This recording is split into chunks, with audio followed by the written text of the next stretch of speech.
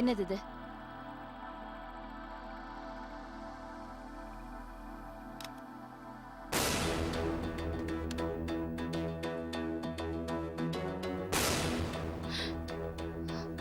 ரத்தம். யாருது இது? எங்க அம்மா விட்டது. எங்க அம்மாவோட ரத்தம். இதுதான் எனக்கு நீங்க தந்த பரிசு.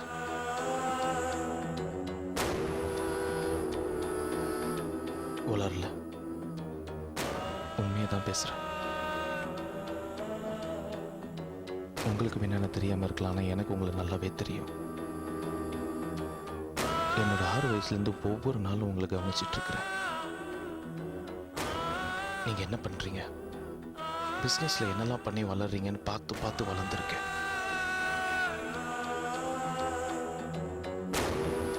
வளர்ந்து வெறியோட இருக்கிறேன். உங்களை பழி வாங்கணுங்கிற வெறியோடு. என்ன பயமுறுத்துறியா? என் புள்ளைய ஏமாத்தி டாக்குமெண்ட் வாங்கி வச்சுக்கிட்ட, எங்க மோசம் போயிடுவோமோன்னு எதோ பேசி பயமுறுத்துறியா என்ன?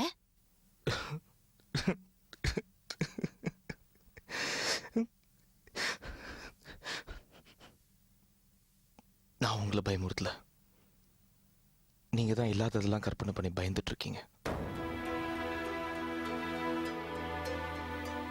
இதுதான் நீங்க கேட்ட டாக்குமெண்ட். இந்த டாக்குமெண்ட்டுக்கு பின்னாடி ஒரு தாயோட கண்ணீர் இருக்கு, ஒரு சின்ன குழந்தையோட அழுகுரல் இருக்கு.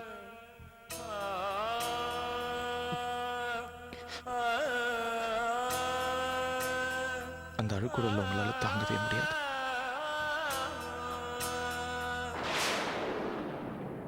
அப்பா இல்லாதனா வளர்ந்த இடம் அது. தங்கச்சியோட சிரிப்பு, தாயோட அரவணைப்பு, அந்த மண், இது 3 மட்டும்தான் அந்த வயசுல எனக்கு தெரிஞ்ச உறவு. அம்மா அக்கம் பக்கத்தில் உள்ள வீடுங்கள்லாம் வேலை செஞ்சு எங்களுக்கு சாப்பாடு கொண்டு வருவாங்க. அவங்க சாப்பிட்றாங்களோ இல்லையோ எங்களுக்கு ஊட்டி விடுவாங்க. வந்து சாப்பிட்டு போடா. இந்த இன்னொரு வாய் வாங்கிக்க. என்னம்மா சாப்பிடுறா செல்லம், சாப்பிட்டு போய் விளையாடு. என்ன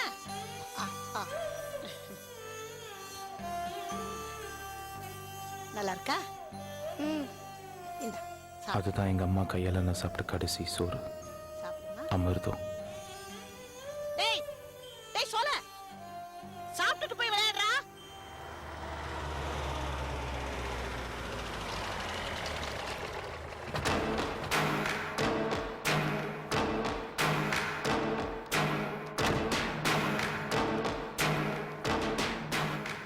யாருங்க நீங்க? பாருமா, இந்த இடத்தெல்லாம் ரங்கநாயகி அம்மா வாங்கியிருக்காங்க.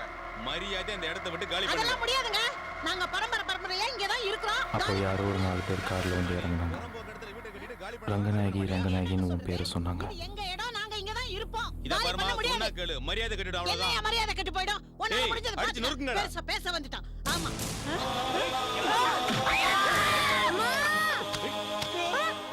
அம்மா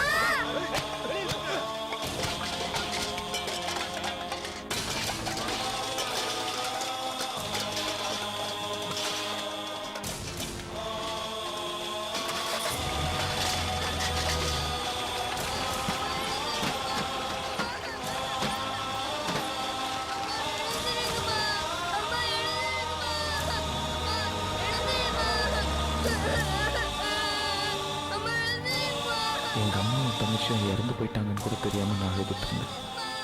6 மணி நேரம் கழிச்சு தான் அவங்க இறந்து போயிட்டாங்கன்னு எனக்கு தெரிஞ்சது.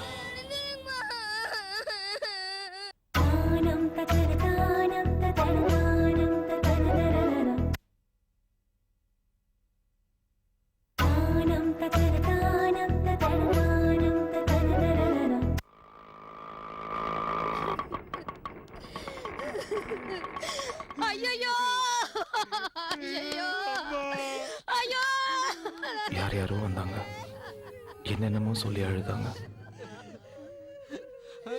தீபா அங்க பாருடி குழந்தைய.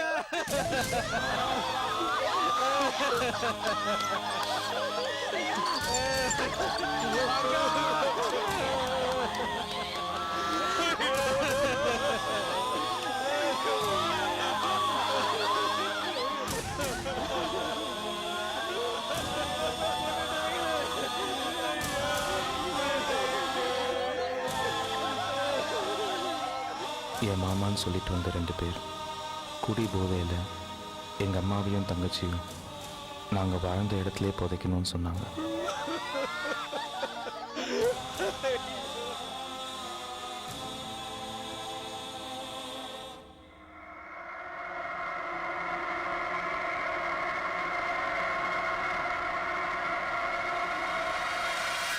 என் அம்மாவையும் தங்கச்சியும் நாங்கள் வாழ்ந்த இடத்துக்கே கொண்டு போனாங்க.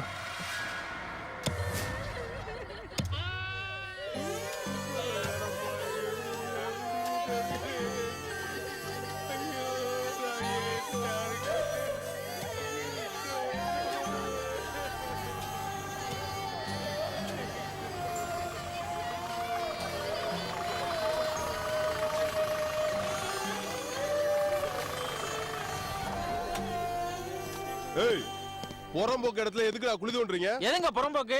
எங்க அக்கா இங்க தான் புதைப்போம். ஏன்னா அவங்க சொந்த இடம். எதுக்குடா சொந்த இடம்? எதுக்கு சார் அடிக்கிறீங்க? அடிச்சு பொண்ணுங்கள விட்டு என்னடா ஏன் கேட்டு பேசுறீங்க? ஏறா வண்டியில. ஏறியா? எல்லாம் கேட்டு. ஏறா. ஏத்து. எல்லாம் கேட்டியா? ஏன் கேட்டு? யோ, வண்டியை முன்னாடி கொண்டாங்க. வா. ஏறியா? யோ, வண்டி ஏறியா? எடு. வண்டியை முன்னாடி கொண்டாங்க. பாடி தூக்கு. போ, போ. முன்னாடி வா. வா. போலீஸ்காரங்க வந்து சொந்தக்காரங்க எல்லாரையும் பிடிச்சிட்டு போனது இல்லாமல் என் அம்மாவையும் தங்கச்சியும் தூக்கிட்டு போயிட்டாங்க. போடா அந்த பக்கம். டேய்.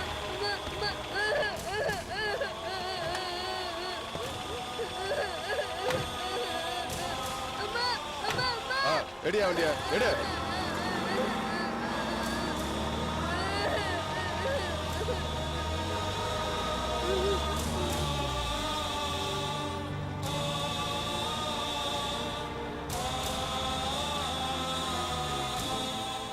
போலீஸ்காரங்க அடித்து விரட்டினதில் மாமாக்களும் காணாமல் போயிட்டாங்க. 4 நாள் பட்னியாக சுற்றினேன். அம்மா வாழ்ந்த இடத்துலையே செத்துடலான்னு வந்தேன்.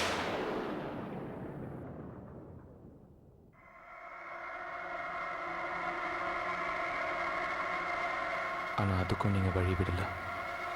எங்கள் இடத்துல நீங்கள் வீடு கட்டிட்டு இருந்தீங்க.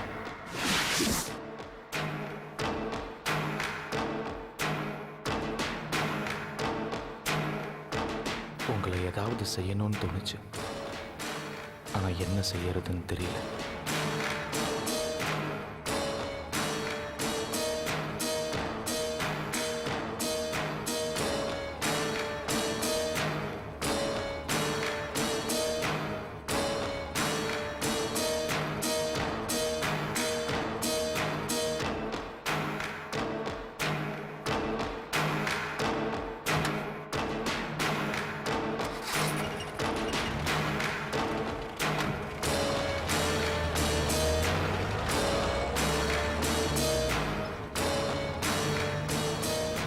என் கோபத்தையும் ஆத்திரத்தையும் திரட்டி உங்கள் மேலே கல்லெடுத்து அடித்தேன்.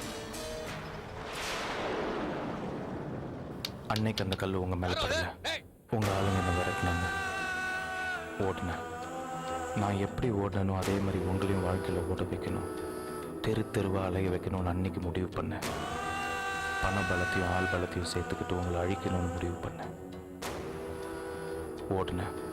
பணம் சேர்க்குற வரைக்கும் ஓடினேன். இன்னைக்கு என்கிட்ட கோடி கோடியாக பணம் இருக்கு.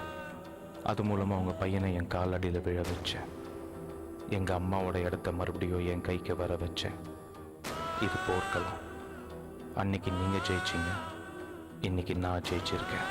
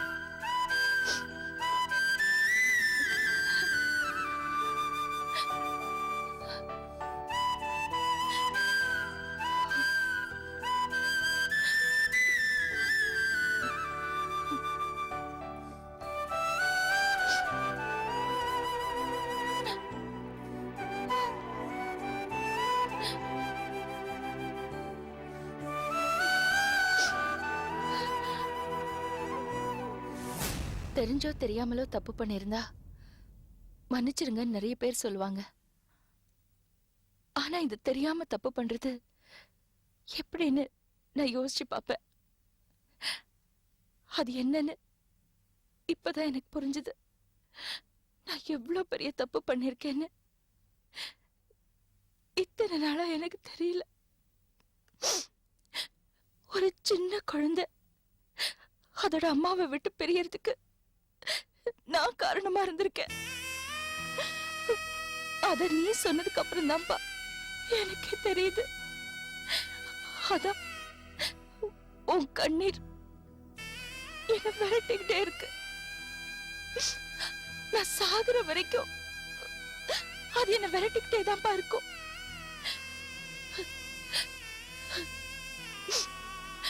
புரோக்கர் மூலமா அந்த இடத்தை நான் வாங்கினேன். அந்த ஆசை ஒரு குடும்பத்து மேல இடியா விழுன்னு நான் நினைச்சு கூட பார்க்கலப்பா. நீ 6 வயசுல இருந்து உன் அம்மாவை எழுந்து தவிச்சிட்டு இருக்க. அந்த பாவத்துக்கு நான் நிறைய அனுபவிச்சிட்டேன்ப்பா. என்ன மன்னிச்சிருப்பா. என்ன மன்னிச்சிரு. என்ன மன்னிச்சிரு. இதோ இந்த போட்டோல குத்தி வச்சிருக்கியே அந்த அம்பு, அதெல்லாத்தையும் எடு. நான் நேரா நிக்கிறேன்.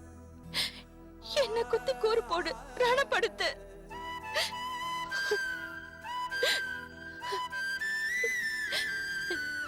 நீ செஞ்சது எதுவுமே தப்பு இல்லப்பா. நீ ரொம்ப நல்லவ. இதே இடத்துல வேற யாராவது இருந்திருந்தாலோ இல்ல நான் இருந்திருந்தாலோ இதை விட அதிகமா தான் பண்ணிருப்பேன். இதுவரைக்கும் நீ என் பையனை ஏமாத்தி டாக்குமெண்ட் எல்லாம் வாங்கி வச்சிருக்கேன்னு தான் நினைச்சேன். ஆனா இப்பதான் ஒரு 6 வயசு பையனோட அம்மாவை ஏமாத்தி அவங்கள ரத்தம் சிந்த வச்சு அந்த இடத்தை நான் வாங்கியிருக்கேன்னு எனக்கு தெரியுது.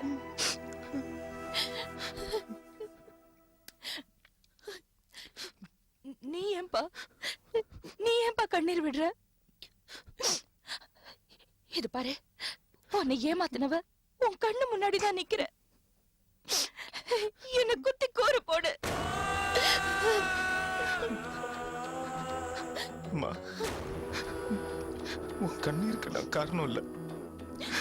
உங்க அம்மா சாவுக்கு நான் பொறுப்பு இல்லைன்னு சொல்லி என் கூட சண்டை போடுவீங்கன்னு நினைச்சேன்.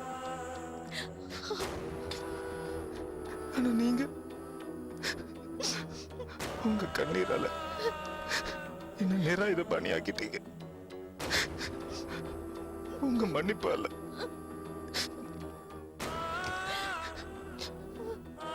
என்ன மன்னிக்க வச்சிட்டீங்க. வேணாப்பா, நீ என்ன மன்னிக்க வேண்டாம். என்ன எப்படி எல்லாம் தண்டிக்கணும்னு நினைச்சியோ அப்படியே செய். நான் எதிர்க்கவே மாட்டேன்.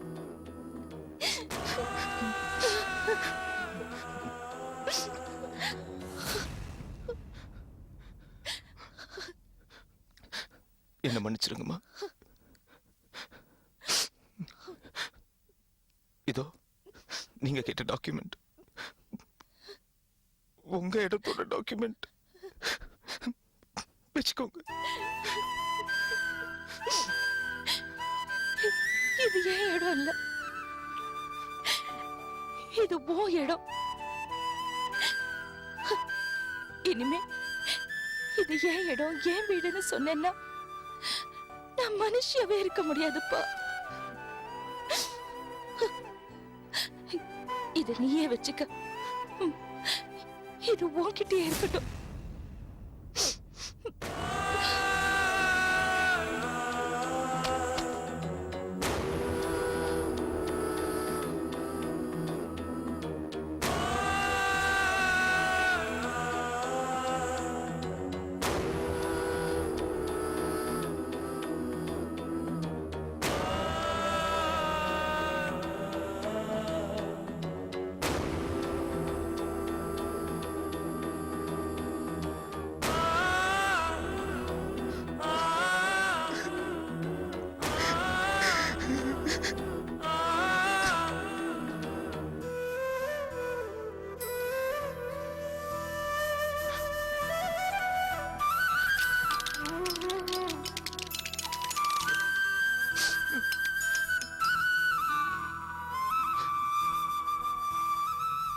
உங்களை